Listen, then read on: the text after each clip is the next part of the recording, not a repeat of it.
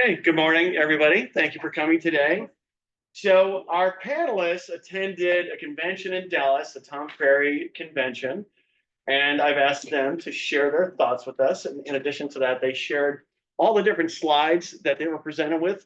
I'm going to go through just what I think are the most relevant aspects of that slide. But first, let's welcome our guest speakers today. First of all, Shweta Khajanchi. Come on, Shweta. Have a seat. I want you to be right up front and center. Yes. Center. You know, if you're not comfortable in this setting, you're never going to be comfortable in front of a client. That's right. Right there. Come on, Shweta. Next, Maria Galindo. Maria, where are you hiding? Maria just recently joined us. And then next, Mary Gwak. Mary, please have a seat. Like, I don't want to sit there. You don't want to sit there? No, I don't. I don't want to sit there. You look so tall, Shweta. I know. I'm like, well, she is the tallest out of the three of us. You are the tallest out of three. Okay, Yeah. great.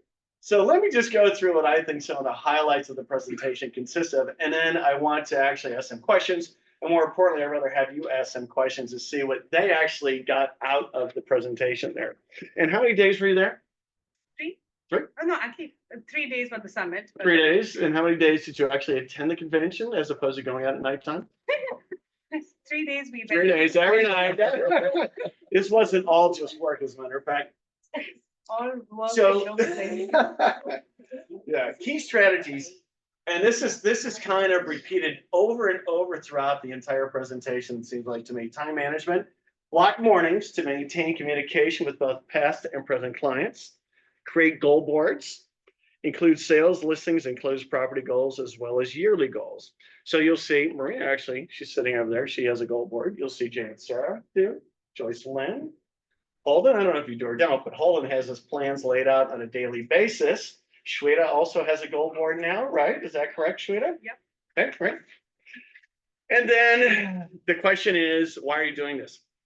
Why are you doing this? I don't know about me. I'm doing this because I like to earn money. All right, this is a fun. That's funny, huh?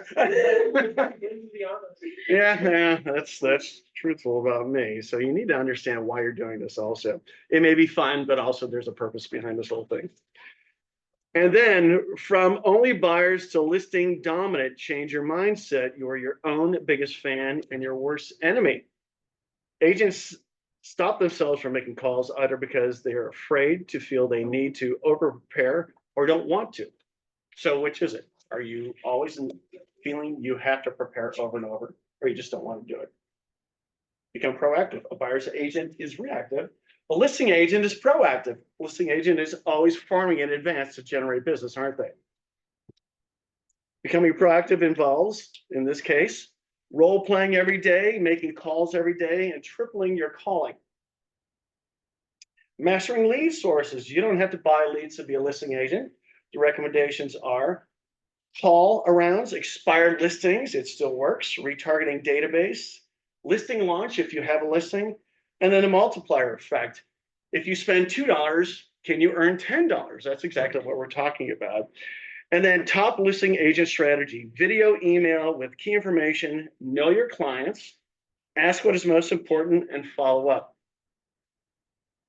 And this one agent states, if clients see your videos, you have a 95% credibility rating with those clients. So that's how important those videos are. And obviously someone saying this is probably very successful. And in this individual, they created a 90-day plan. So if they have a listing, for example, you don't have to have a listing, but they will shoot 8 or 9 different videos in the same day and then space those out so they go out every 8 days. So for the next 90 days, they've got at least something going out, at least on one property, as a matter of fact. And then the other thing that same agent said, they had in 1 year, 6 clients contacting him saying, we fired our existing agent and we want to hire you because of those videos. And then they're also saying in that same year, they generated 22 new listings simply because of their videos. Pretty amazing, really, if you think about it. Value proposition. So you need to have discussions with your clients. Suggestions are rapport building. When you speak to somebody, how's your day going? What has been a highlight? And then take it deeper. Don't just go into, I want to sell your house or I want to represent you as a buyer. So you need to ask them questions. As a matter of fact, if you want to be effective, questions can be, how much money do you make, right? It's always an uncomfortable question. How much money do you have saved? And where's your credit score? So you need to have some basic information on clients, and it may be uncomfortable for you, but they're not going to get anywhere, and you may waste your time unless you have some information on them. So that's suggested that you ask those questions before the very first consultation. And this is interesting, and this is under the heading of yesterday and today. 76% of Americans say today is a bad time to buy a home. So the 24% of folks shopping are either not watching the news or don't care about rates. Very interesting, huh? There's always people that are looking. And then you need to go over the information with them. Earnest money, how much do they have to put down? Option or contingency fees may not always be relevant. Inspection and appraisal costs, down payment and closing costs. Make them aware. Now, if you're giving them just rough numbers, just make sure that they're aware of that. There's nothing wrong with that, as a matter of fact. And then you should give, here's something that was presented. For example, in April of 2024, the average mortgage rate was 7.52%, and now 6.44%, and this was as of August 26th. But on a $400,000 loan, the difference in payment is almost $300 a month. It's huge. So let them know what the progression has been, because it's become much more affordable. Then a few different statements. You don't have a time management problem. You have a prioritization problem. So what are you doing? One of the slides I saw shows you get up and then, well, I'm scheduled to do this, but instead I start looking at my social media. I do all these other things, then I get around here and then my day's over instead of get up, go to work, and finish my day. So pretty interesting about that, as a matter of fact. And then another person says, master your calendar, master your success, commit to business generating tasks, time block your entire day. How are you creating accountability? I think that's really what it's coming down to. Show up consistently. If you're not coming into the office, why aren't you? And if you're not coming into the office, what are you doing otherwise? Everybody has business, but I think the beginning of your day should always consist of marketing efforts, because everything else is going to follow that. Educate the consumer, be the knowledge broker, master the forms and legalities, make education a key part of your value proposition. I think it's more important now than ever, as a matter of fact. So you need to understand all the legalities and the forms that we're working with. And I think we're very good at presenting that. And sometimes it's thought that maybe we emphasize that too much, but unfortunately that's the position that we're in now. And you are also. And then here's another theme that we keep hearing throughout: be consistent, strive to maintain consistency across all tasks, relentlessly work your lead pillars. So that means you work every single lead until it's dead. And then does it matter anyways? Is it ever dead? In the future, it could be a matter of just some kind of lead management program where you're continuing to contact these people. Stay committed despite delayed results. And I think that's something everybody has experienced. There are always delayed results in this industry. It takes years. Something Mary and I talked about. It's probably almost a 2-year time frame of establishing a new farm before you should expect to see results. That's a long time. So when you're giving it thought to that, are you budgeting appropriately, and are you being realistic in regards to what the anticipated results are? And some of the results could be just as simple as somebody walking the streets, Holden, and some woman just told him that he's doing a great job and keep it up, right? Holden's established a new farm about 1.5 years ago, and he continues to relentlessly farm that area in addition to his existing farm areas. Leverage relationships. All right. Here's something interesting: the 2025 home price forecast. The average among 10 different groups is the anticipated increase in prices are going to be 2.6%. But that ranges from a high of 4.4% to a low of 0.03%. But at 2.6% on $1 million home, that's $26,000 in equity that somebody is going to generate if they buy a home. Something to give consideration to. And then right now, if we're looking for current reasons for people to buy, home sales went up after 9 of the last 11 presidential elections. Pretty interesting stat, right? And then home prices go up after 7 of the last 8 presidential elections. Then a few quotes: don't wish it were easier, wish it were better. It's never going to get easier. We've proven that over the years, right? It's getting harder and harder. Don't wish for fewer problems, wish for more skills. The more activity you have, the more problems you're going to have. So that's positive, isn't it? Look at it that way. Don't wish for less change, wish for more wisdom. I'll tell you, with the changes that are taking place in the industry, if you're educating yourself, you should feel confident in regard to your ability, because most people in the industry aren't. You don't even know what's going on. This is something that Janie and Maria brought up to me. A quote was, "You can't wait for the light at the end of the tunnel. You have to light that bitch up." I thought that was funny. And you need, here we go, same theme over and over. You need to prioritize your work, specifically how you divide your time and energy. If you don't, you'll lack focus and your whole life will be out of balance. And then excuses. You don't understand my situation. Doesn't everybody want to have some form of wealth, money? You don't understand my situation. You don't know my family. You don't understand, in my market, which market is easy. There is no easy market. Yes, there's competition. That's exactly what everybody here is facing. I don't know anyone who's ever done anything like that, or I'm too busy. I have too much going on. It's your priorities. I think that's the whole point. And then also, it doesn't matter how great you are if no one knows you exist. So your marketing is critical in regards to your success. And here we are, same emphasis again. To be successful at anything, you don't have to be different. You simply have to be what most people aren't, and that's consistent. And using a calendar is critical. Keeping something in front of you visually, I think, is critical. That's the other aspect of this. Now, Mike Ferry, who started the whole Ferry organization, and this is always interesting to me, and tells me nothing has changed. You have a job to do, so wake up every day and do your job. If anyone knows Ted, this is exactly what Ted sounds like. If you always practice, then you will be able to perform. Doesn't matter if you're the best athlete in the world. People have coaches that practice every single day, and you should be doing the same thing. You have a job to do. Get over yourself and work. Commit to making a difference every day. We are a results-oriented industry. Get your ego out of the way. It's our job to stay motivated and push forward. Everyone is waiting for a magic formula, but there is none. Talk to more people.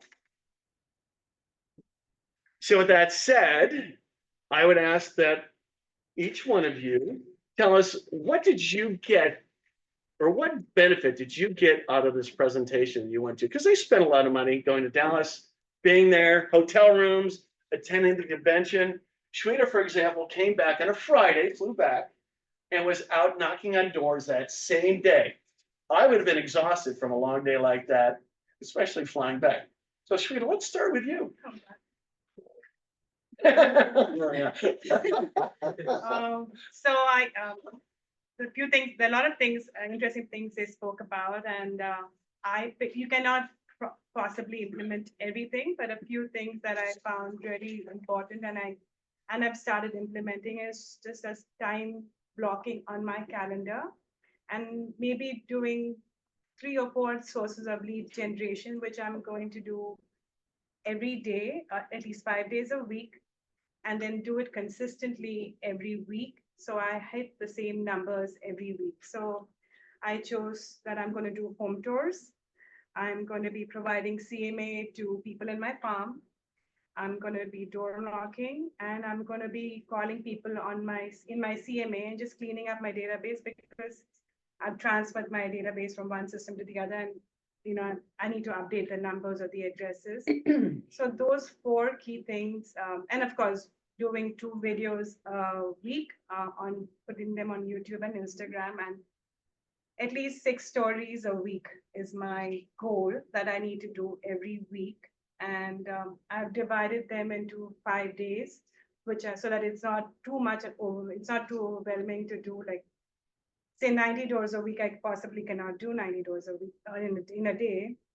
So I'm going to divide them into 3 days. And if for some reason I cannot hit it on one particular day, I'm going to try to move the post around or to break it up into 2 other days. But as long as I hit my 90 days, 90 doors a week, then I've met my goal of that week. So I'm just using Post-its on my calendar because every time scratching off when you cannot do something is sometimes not motivating. So if I can just move my Post-it, okay, I had something that came up, I could not do this, I'm going to move it to another day. As long as I get it done is what's going to keep me motivated, I feel. So choose things that you can be consistent at and divide them up into smaller pieces that you can accomplish in a week, and then do that consistently every week would be my big takeaway from this thing. So stories, can you elaborate on that? So my home tours are one of my stories, and something personal has to be added too. So it goes on their Facebook and Instagram. So it just cannot be all work. It has to be something about yourself as a person, who you are, so that they get to know. It's like people, you want to work with people who you trust. So if I just put up stories of homes, then that does not build trust. Trust builds up, okay, she has a family, she has a dog, she likes to work out, she likes to go have coffee here, and just my videos or whatever I've listed, sold, client appreciation letters, whatever it is, but it has to be a mix of things that show who I am.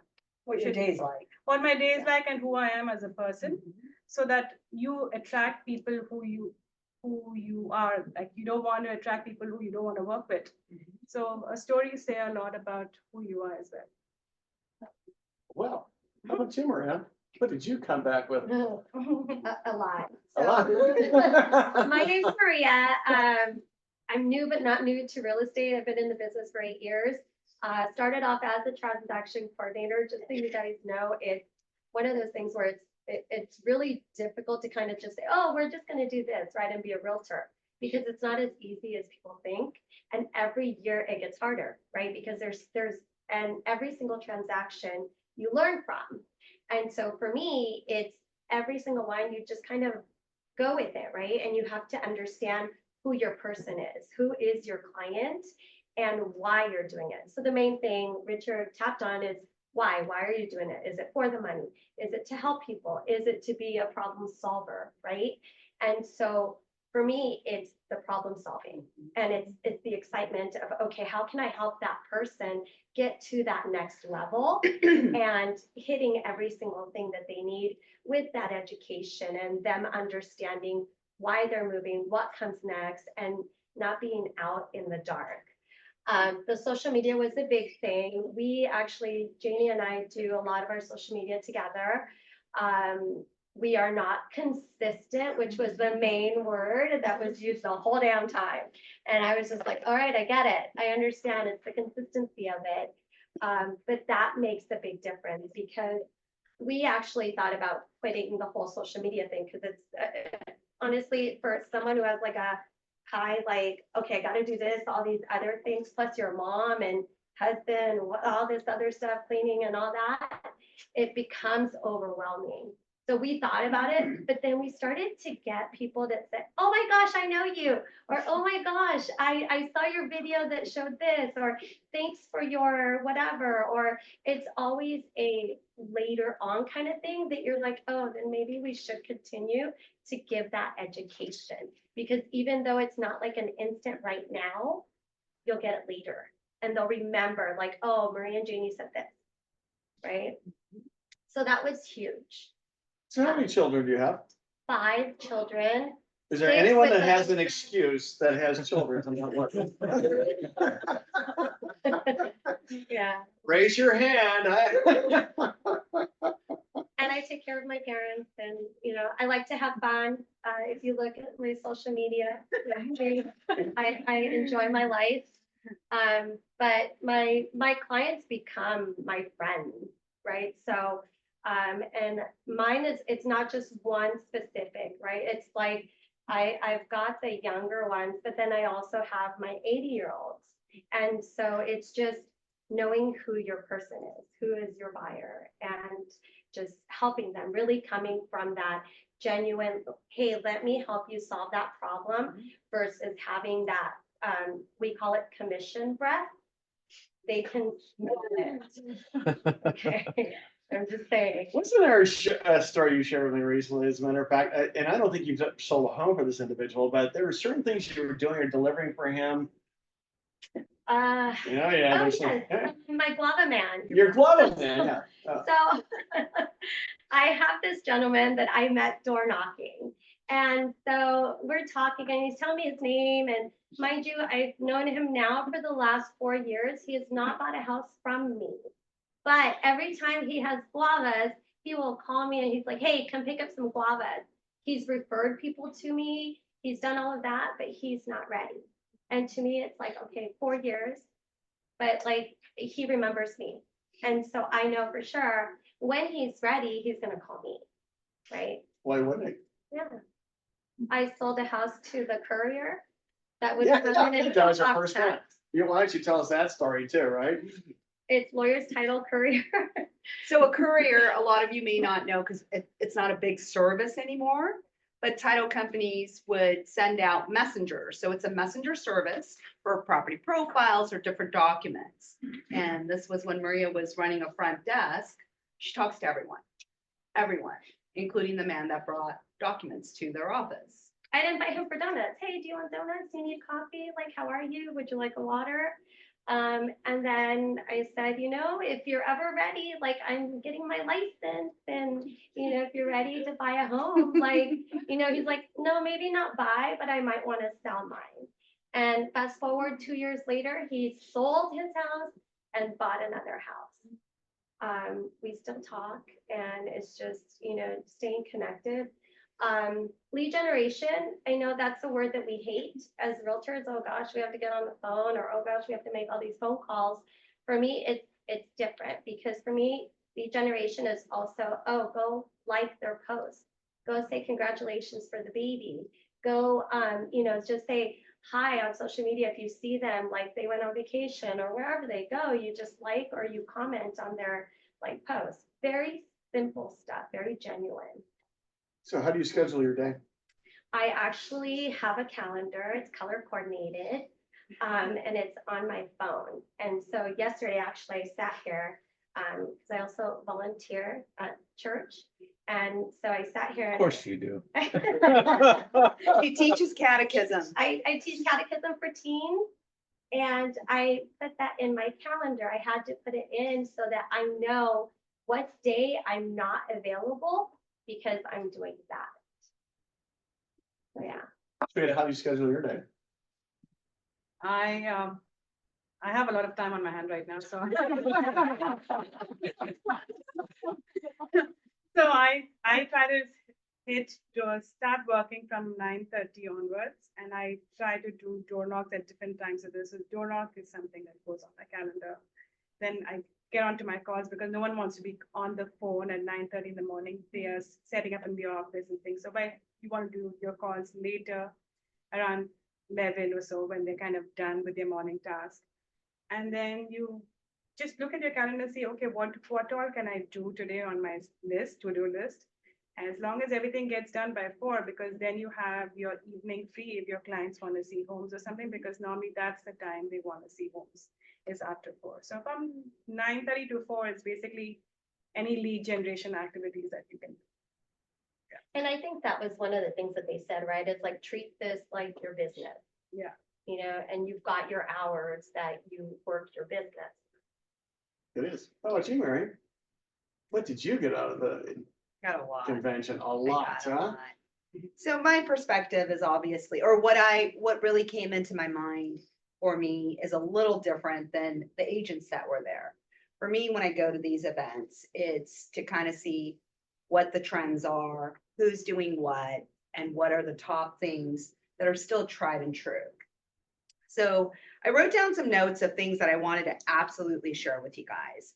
And many of you that know me, I can be a little hard, if you will, about, consistency and the importance of farming and marketing.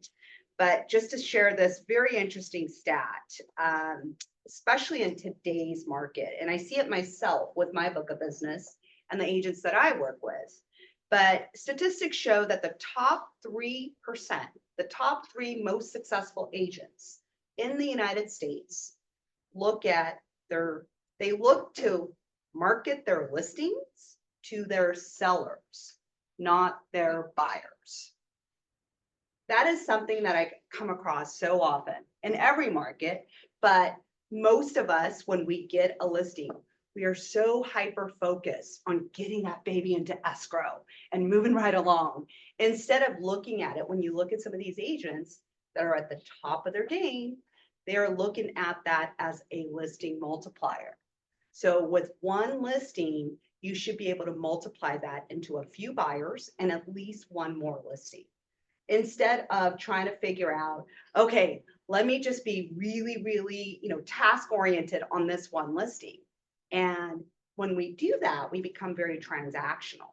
There's a lot of times when I see the shift, if you will, of dominant listing agents. The reason why they've become and remain successful in this marketplace in the last 2 years is because they have shifted. They have shifted from looking at themselves as a pure brand of listing agent. They've become the agent who now works their open houses. They call their SOI on their listings. They host mega open houses. They're generating more leads from it.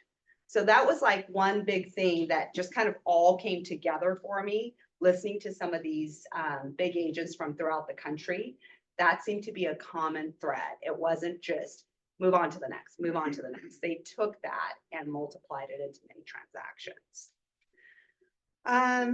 The other thing that I think was pretty significant for me was in our industry, many of us are so hyper-focused on negativity, all the things that we can't control, the interest rates, the lack of inventory. And I can tell you, I've been doing this for a little while, and those people remain. It doesn't matter when the rates were 2%, they were there. It didn't matter when we had 1,200 homes in Irvine, then that was a negative. So they're always going to look and hyper-focus on the negative instead of going to look to build relationships and figuring out what your why is, who your people are, like Maria was saying. You've got to go and identify people that need help and how you can make their transition from whether it's finding a home or selling a home, instead of looking at it as a transaction. And I think today's market, more than ever, we need to spend more time nurturing people that we know. We all took a bunch of notes, but I spent some time this weekend going over some of the highlights for me. And one of the statistics, they were saying that 80% of the sales, whether it's a buyer or a seller, takes place at your 5th through 12th contact. So it could be, and this is, keep in mind, we are not talking about just someone that you just met. This could be your best friend. And that's the other thing, the relationship and the nurturing. If the people are not feeling your desire to help them attain their real estate goals after 2 or 3 calls or 2 or 3 meetings, you're not going to be their person, right? And I think we give up so easily. Like one of the teams that we saw, they were actually a fairly big team, and the team lead was touting one of their newest agents. So year to date, she had made 6,153 phone calls. And out of those phone calls, she had 3,900 conversations. And this was their top dog. This is just year to date. This is not the last, But someone like this, she's going to just keep going. She's just going, if she keeps at this momentum, next year her database will probably double. The following year it'll double. So it's the compound effect, right? And it all takes time. But many of us give up too quickly. They'll say, oh yeah, I had a great open house. I got these leads, but I don't think they were that great because they haven't called me back after 1 call. But that's just getting started. 5 to 12 contacts before somebody becomes a person that you're going to do business with. Those are kind of my key points. So Shweta, one thing that you said you're doing now is in regards to when you represent a buyer and you're a farmer in particular, what are you doing now? I represent a buyer. Yeah. Well, whether it's my farm area or not my farm area, the thing that we learned from the summit was when if you close on your buyer, and then you can go around the neighborhood and let them know that, hey, my buyer just has bought 123 Banana Street, and they are a couple with 2 kids and a dog, whatever. I just wanted to introduce you to them and have them sign a welcome letter for the a card for the buyer, then go around all the homes in the community and have them sign that, welcoming the neighbors into this new home. This gives you a chance to talk to the neighbors who could be potential sellers, because we know when one listing sells, two more come up right away in the track. So if you do that, you are getting in touch with the seller, potential sellers, which is the neighbors. And that's one thing that we learned, and I want to implement that. But I think you can do that even for if it's your listing. Let them know you have to get permission from the buyer and buyer's agent. Like, hey, can I introduce this buyer to the neighborhood? It's a close knit community, and still go around doing that. Hey, I just sold this home, and this family is going to be moving in. We would like you to welcome them, and could you sign this card? So they would be again interested in, hey, how much did it sell for, or how many offers did you have? So you could use that both for your listing and for your buyers. And you're not asking for anything, No, you're not asking for just anything. being a good neighbor for them. Yeah, and you can always say, hey, I'm working with a few more other families who are interested in this neighborhood. Would you know of anyone else looking? You can always add that line in, but it's just basically, can you welcome these new buyers into this neighborhood? That's one thing I did on. I thought that was a great idea. Yeah. It's something I really never thought about. It's common when you have a listing, but if you've never had a listing and you represent a buyer, Yeah, that's an opportunity to try to establish. so it a doesn't buyer. matter whether it's your farm or not your farm, wherever it is, you can just do that. Mm. How about also maybe we can share about the buyer letters, buyer want letters. Yeah, There were quite a few of the agents that talked about that yeah. in the masterminds. So want to say that, John? From the agent's perspective. Yeah. So the buyer letters are basically, hey, we have a buyer looking for this particular home in this neighborhood. They have been pre-approved and they're ready to go. They're a couple moving from New Jersey, and if you are considering making a move, we can make it again. We can close in 30 days or give you a longer escrow, whatever you need. But please reach out and put a picture of the family in there so it's more real, not just their names, and makes it more personable. And when drop it off, it would be a buyer letter. As long as your buyer is very focused on that particular tract, you should use it, not just a general letter all over Because they Irvine. can tell, the sellers know. Yeah, so it has to be very specific. Hey, we like this tract because of these aspects, and they specifically want their kids to go to this particular school. And so just make it very specific to that tract or farm where you want your buyer to be. That can also be like a door knocking thing, Yeah. so like, it could be like just a little postcard that says, hey, we wrote an offer on this house and we missed it. My Oh, yeah, buyer is still yeah. looking in this area, and you go and you door knock, and, chances are, even if you did like 50 of these homes, you would get a phone call of like, oh, you know what, like so-and-so thought about it or whatever. And it works. It's just, it's one of those things you just have to, once again, be consistent. And again, if you're dropping off letters, they said use a black envelope because that's different from a white one, and people will tend to open it more. And handwrite the address of the home. So it's just not another thing just dropped off. It's something that stands out. It's a black. And I was talking to Joyce, and Joyce had mentioned that she actually uses FedEx envelopes and drops it off in front, because a FedEx envelope everyone's going to open, and these envelopes are free. Go to the FedEx. They're free, Yeah, exactly. just Go to the the front desk store here, we and- have FedEx envelopes. Yeah, and pick up these FedEx envelopes. So I dropped off a few CMAs in FedEx envelopes, and I'm like, hopefully they'll pick it up and open, but yeah. So FedEx envelopes. that's something else for existing clients. You send out CMAs periodically to them? Is that something that any of you two do? I've started doing that. When I'm door knocking, I ask them, I said, hey, interest rates are going down. Would you like to know the equity you have so that you can reduce your PMI? And this is a service I'm offering to the neighborhood. Would you be interested? And I've had a few people who say, oh yeah, actually I want one. Could you send it to me? And so I get their name and email addresses. I print out a CMA and list of homes and say, and the equity report from lawyers titled, put it in an envelope, drop it off, and actually mail it to them as well and follow up on that. So you do both. Yeah, you have to. Because in case it goes in the junk mail, you don't know, so you have to call them up. Yeah, that's true. That's true. I use something called HomeBot, which is, it's like a digital thing where I enter in all of my clients. And I can see, it actually shows, I mean, it's almost like a credit report for their house, right? So like, it shows like their rate, it shows how much equity they have in their home if they were to sell. And I can see, I actually get an email every time somebody opens it.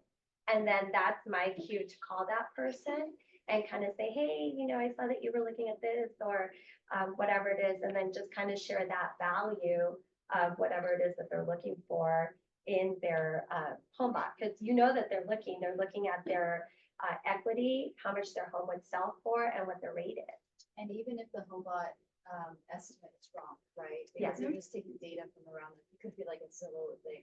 And be like, hey, you opened it, like, Yeah. what do you think? And they're like, oh, it's too low. Let me come over. Yeah, And then I'll do an actual assessment. yeah, And it's a you're- conversation.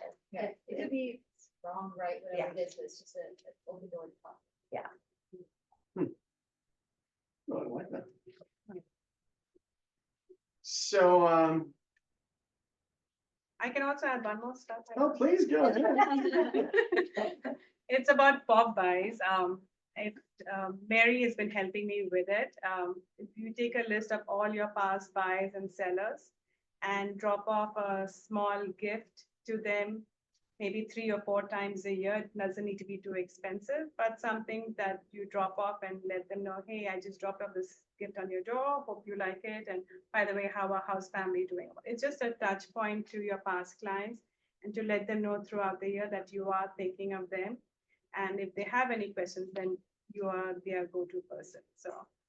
And this isn't like your entire farm. I have very No, no. big opinions about Popeyes and how you spend your money. So in my opinion, if you have, call it a database of 20 really good people that know you already, you know, whether it was they have done business with you or they've referred you business.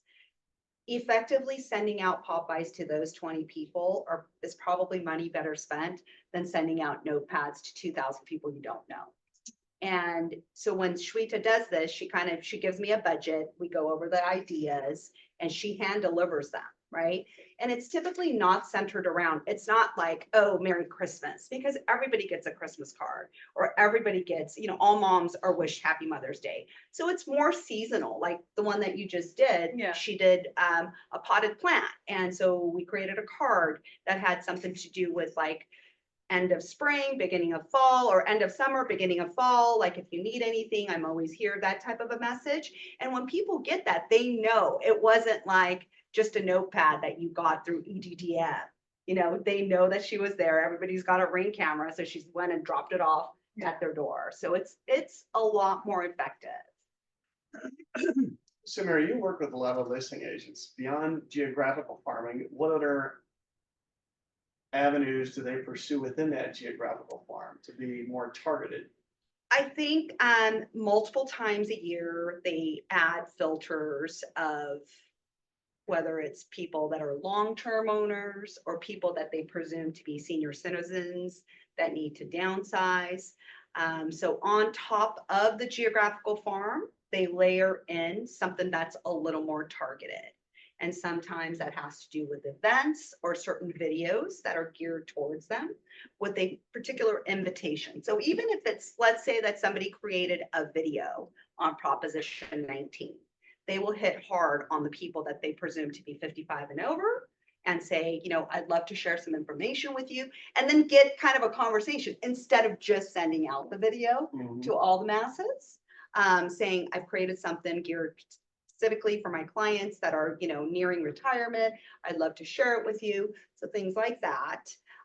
The other thing that a lot of people are doing is they're hosting events. They can be kind of like a lunch and learn type of an event, whether it's at a clubhouse or at some sort of a venue where they are talking about, you know, bringing in a guest speaker, talking about taxes, or talking about, you know, talking with the lender, but possibly doing a refinance to buy an investment property.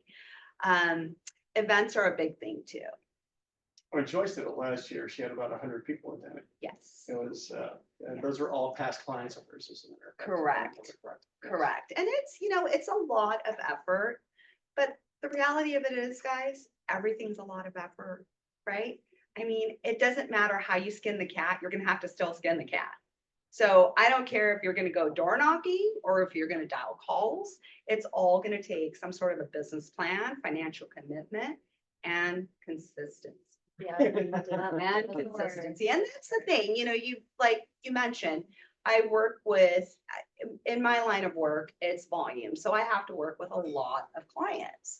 But when I look at my top listing agents, the way that they get their business can be very different. One could be more social media geared, another one could be a lot more, sphere of influence. But at the end of the day, their consistency, their work, and their commitment to their schedule is all the same. It doesn't matter what farm they're in. That's always the same. So Maria, you're on your way to closing about 16 transactions this year. Yes, and they're written on my board, so I've done 10 so far. I do 50-50 sellers and buyers. I also do leases. Don't shy away from leases because those are people that can be buyers later. I'm gonna tell you, the biggest deal I had was a client that rented a home, 2 years later bought a $3 million house. So it's one of those, like, don't shy away from it because it can turn out to be something else. But yeah, I write goals. I feel that when you write it down, you have a path of where you're going versus just thinking, oh, I can do this, I'm going to do that, right? So I have on my board all my closings, my listings, my buyers, people that are coming into fruition. And then Janie and I actually do a goal board. So we call it it's our vision board. And so we sit down and we kind of say, okay, for the next year, this is what we want. And I will tell you, when you have a vision board, there's so many things. We've gone back and I've circled so many that have already come into fruition, but that's because you put it there, right? And then okay, I'm going to work on it because it's in your face. That tenant didn't buy one $3 million house, bought two houses. Yeah. Okay, so it was like almost a $5 million deal, like 2 deals together. With a lease. Yeah. Yeah. So Started with the lease. So where do you see yourself in the next 3 years? In the next 4 years. What's your vision board say? Okay, so 10 years is 10 million in net worth. 10 years. This year, by me hitting my 16, I actually put 18 just in case to fall out.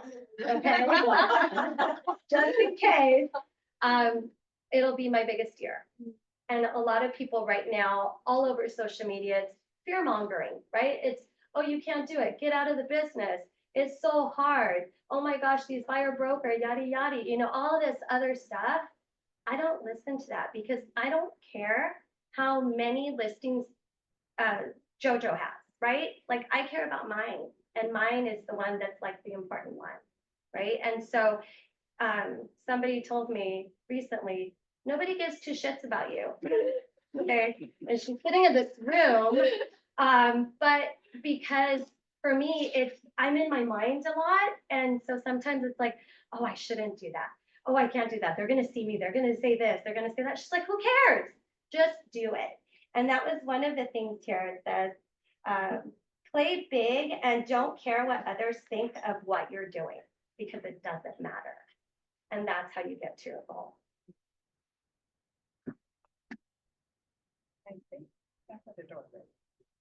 You're saying you're done? We haven't done Q&A. Yeah, Q&A. Okay, we can go on to that. Does anyone have questions they would like to ask? Anything specifically? Wow, that's hard to believe. I have a question. In terms of like farming consistency and those kind of stuff, how often do you plan to send out flyers or whatever that you plan to do in your farm area? I've been sending out flyer once a month and it's been 8 years. And then to start, you do it once a month or you do it starting with like, I started doing it twice a month first, and I realized it wasn't fitting into my budget. I wanted to add more homes, so I switched to once a month, but I stuck to those homes and added more homes. But as long as I was consistent with that once a month, no matter whenever I was traveling, it was already set out to be going out once a month. Excuse me, was there any discussion regarding the new law? It was like 10 minutes. Like he was like, just keep doing what you're doing and show your value. That's it. Follow the rules. Yeah. Fill out the forms and show your value. He did kind of say that he's sick and tired of it, like, Yeah. we need to get off of it, like, it's here, we're not gonna change it. Yeah. Get better at your presentations and move on, we're all in the same boat, and it's true, Yeah. right? Yeah. I asked the same question about the fact now that Solar's not offering commission. And I said, there's 10 minutes of discussion. The point is we have to do it. Yeah. It just doesn't matter. You have an obligation to follow the guidelines right now, the settlement, and it's going to be law on January 1st anyways. So it's just, if you emphasize that, it's just something negative and it's just pulling you back. That's really what it's doing. So just do it. But now I'm hearing different approaches. There are those agents possibly that may show property and they don't have a representation agreement signed. And then there are those agents that will show property and they'll have a representation agreement. Gotta be very careful, obviously, because you could be violating the settlement next year, violating California law. And then you may not get paid if you don't have a representation agreement. But everybody has a different approach in regards to how they're doing that too. So it's something to give consideration to. And it's okay to have a non-exclusive agreement if someone calls you and says, hey, I want to see this. You're like, sure, let's do a non-exclusive one until I build your trust so that you are comfortable working with me. We can be non-exclusive. It doesn't matter. And if you don't want to, we can rip out the agreement right away. So don't be shy from saying like, I'll tear up the agreement if you don't want to work with, that's cool, but we need to sign this paper. Was it the mindset of agents that the buyer agent pay for themselves and seller agents pay for them? Or just is still more negotiable? I think it was all negotiable. I think, and some of them actually, they did a little bit of role playing where that did come up because they did impromptu role playing. And the really powerful speaking agents, they handled it just the way you would with a seller listing presentation. If the seller's sitting there saying that, their $1.5 million property, they want to list it at 2 million, right? You're still having to go back and forth or the commission rate. They kind of handled it the same rate. If the buyer said, no, we're not going to pay it, then they came back with a rebuttal about that. Now, we did just send out a buyer presentation, by the way, that we hope everybody will use when you are speaking to buyers about signing a representation agreement also. But that's just it. You told me that you're no longer an agent, but you're a real estate consultant. Isn't that the whole direction it's going in, right? If you're asking people to sign a contract up front, it's no different than anybody else. When you contact your attorney, you're going to sign an engagement letter. It's the same thing. And I don't disagree with Shweta. To earn their trust, you don't have to have an exclusive agreement. Yeah. Or give them an exclusive agreement, with 1-day cancellation. It just doesn't matter. Just you want them to at least make some kind of a mental commitment to you in some manner, I would say. Yeah. And then the compensation, it just seems to me like that's a discussion, how much they're going to pay. And you can Or- always let them know that, hey, 98% of the listings the sellers are open to a concession, and it is my job to negotiate this for you so that you don't have to pay it. And should they don't agree to the amount, then we will have a discussion at that point of time and be completely transparent about it. So it's okay. And I'm doing my job of negotiating for you. That's what I'm here for. Yeah, and Jay said to me, when he says to clients, are you negotiating commissions or do you want to buy a house? What do you really want, right? What is the discussion about? And at the end of the day, if they trust you, they're going to sign your buyer broker. I mean, they're gonna need the help, right? So it goes back to like your value. What are you showing your buyer, your seller, your tenant, right? Yeah, it's no easier today for sellers or buyers in regards to what's taking place. Everybody thinks it's so simple until they try and do it on their own. But it just isn't that easy. And especially if you're having, like if you're having a listing for, nowadays listings stay on for long. I think the 90-day marketing, the video plan was really great where you, of the same home, you take videos from different angles of the house. So where you're entering from the front door, whether this is the garden entrance to the, so the video looks different each time you post it. And homes are taking longer to sell, so you cannot keep reposting the same video. It gets like, oh, it's the same video that's coming through. So have the videographer take different angles of the same house, so that you have different videos to post. That was really efficient, I thought, Yeah, right? yeah. Going out there once and getting just multiple clips that you were gonna use throughout the process and regenerate it instead of, I also know agents, they'll go out there 12 times because it's like, oh, I really wanted this, but just get it all done at once and then stagger it out. So when anyone is using social media, do you just post it? Do you target? Do you pay for Facebook ads? Do you do anything like that to target an area? Yeah, yeah. So I would definitely target my farm no matter what, because that's my farm. I want to target a specific audience, and then you can always use that biolocator tool and then, kind of target those areas. But I definitely, if I run any ad, I target it to my farm. I don't run ads, however, there was one guy that was talking about like the YouTube shorts, like he pays for like a YouTube commercial or whatever, and it's free for like the first like 30 seconds. 30 seconds, and then after that she pays for it. And So that unless was someone actually really watches good. for more Yeah, than. more 30 than 5 seconds, and it's a 30-second clip. Right. But like he does funny videos, like, shoot, now you've gotten to this part, now I have to pay for it, right? And so like it's funny, but it's like put him out there. Right. And so that's his way of getting his leads. But again, it has to be consistent, right? Because, and I think that's the We've heard problem that so we much, have. yeah. And we heard it throughout the whole 3 days That was that we the were theme. there, is the consistency. I So we actually took a consistently screenshot of one of the slides and I sent it to Janie. I said, Janie, we have to post 5 stories a day.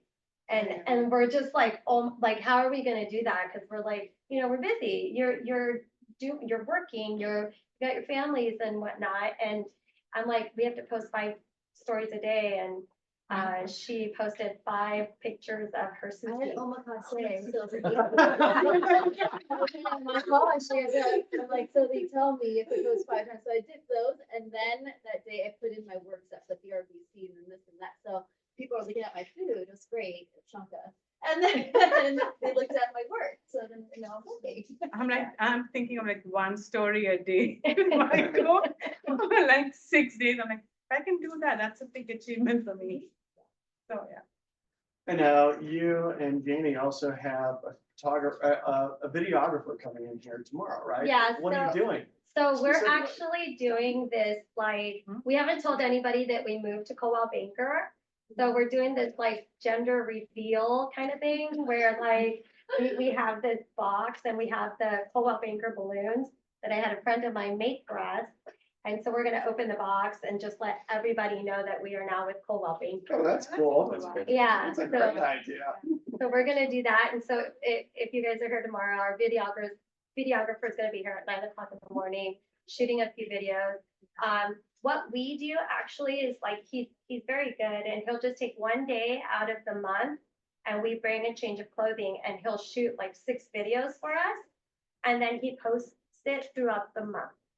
So we'll do like a funny one or whatever. Posts for us, For because us. specifically, like, it depends on how much you want him to do. Yeah, But, and then from Cecilia's, like, training last week, I Yeah. went directly onto ChatGPT and then put in the content we wanted, and it came out with scripting, Yep. everything. Oh, that's great. so we're So doing we just that. like read through it yesterday, saw what we were comfortable with, tweaked what we didn't like, and then so we have our scripting. Yeah. But we do a few serious and then we do a few funs, right? Because you don't want to be serious all the time. People think you're boring. No, just a little. So Maria, do you have any fear in your marketing efforts? Do I have any Any fears? fear? And if you do, what have you done to overcome that? I I was told not to give two shits, so that was Sorry. You can't be afraid of like just doing it, just do it. And if it doesn't work, then, you know, it's like you just tweak it and you make it better the next time. So that was a nice quote they said, is if you can decide on something and reverse it and it doesn't cost you anything, do it right away. But if it is difficult to decide and difficult to reverse, then give yourself time by when you're going to decide maximum, that is 24 or 48 hours. So I think that was really good. If it's easy to do and easy to reverse, then do it. What does that mean, easy to reverse? So like, hey, I did a shitty video. How long is it gonna, like, people are gonna remember it for 2 days? It's like, no big deal. Right, It's over. fine. You Yeah. move on, keep doing it. But if it's like, Like a facelift. yeah. You can't reverse it. Think about it. Yeah, you think about I think that was what I thought about. They were saying that. So yeah, and if it's like a time, like if you're picking up a farm, it's a big, you cannot reverse it. Like, okay, the money is gone and you're gonna get it back. And you're not even committed to it. So that's something that you want to think about before getting into it. And then decide within 48 hours whether you want to do it or not. And marketing can be different for everybody, right? Yeah. So like you have past clients, market them. They have friends, they have family, like they have kids that were gonna grow up and need homes. Like Janie and I, we actually do a lot with our sphere of influence, our past clients. Like you have to stay connected with them because they already know that you did a good job, right? They're just gonna talk about you in a good way. I've gotten so many referrals, like this year, actually, the majority is referrals and past clients. Last year too. Last year too. And it's just because they know, they trust you, they know you work well. And then you just keep, like I said, you keep top of mind, you know, and it could be however you spin it. You don't have to do the social media if you don't want to. You don't have to do the videos if that's not your thing. It's however you spin it, but just stay top of mind for your sellers, your buyers, your renters. Right? I mean, I think that's it, I think you right? got a referral. Anyone call have a any day. questions? Oh, yeah, I did get 2 referrals while we were at Tom Ferry.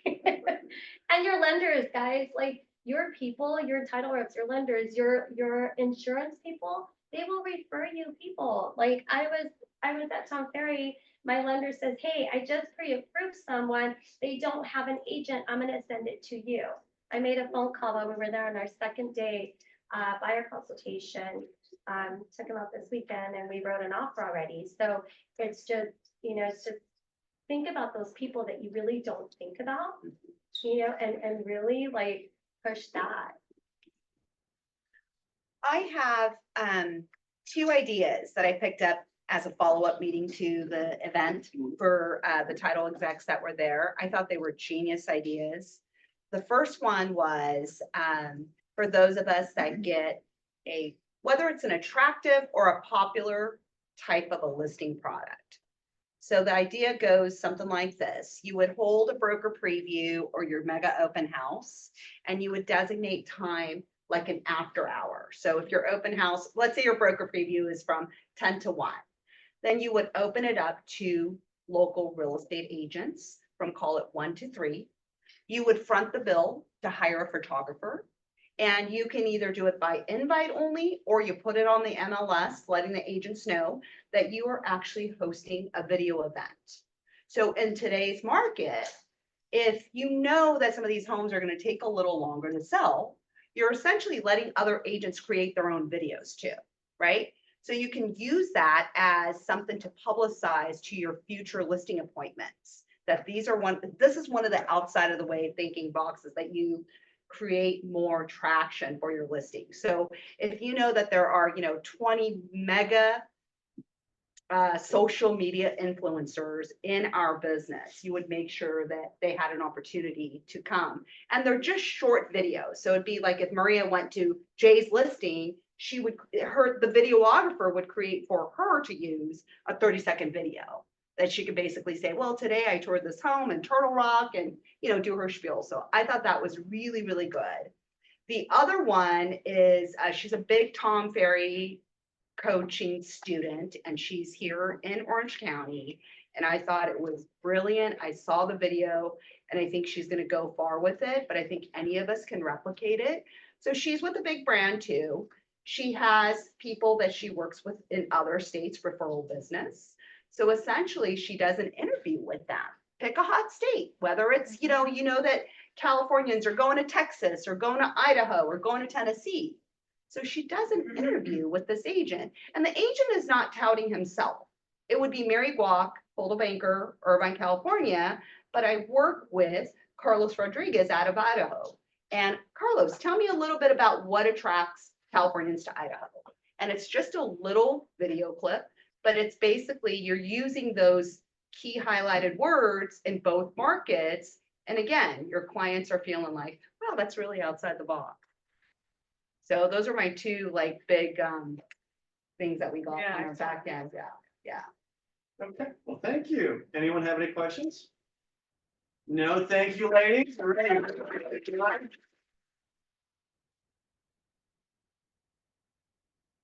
right, so we do have lunch. We do have mimosas. Thank you. So, thank you for coming, everybody. We want to have a drawing. Oh, that's right. The drawing is everyone turn their cards in. Right?